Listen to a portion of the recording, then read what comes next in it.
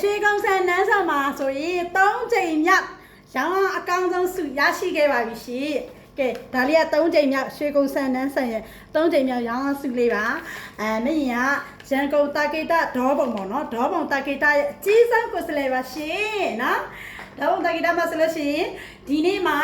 ရပေါ့နော်နေချင်းရပါတယ်ဒီနေ့ရတော့မင်းရမစုဝေးငွေဆောင်ကန်းကြီးစုဝေးရောက်ရှိနေလို့ပါရှင်နော်bonus မနော်ရောင်းအကောင်းဆုံးစုပေါ့နော် bonus တွေလည်းရပါပြီရှင်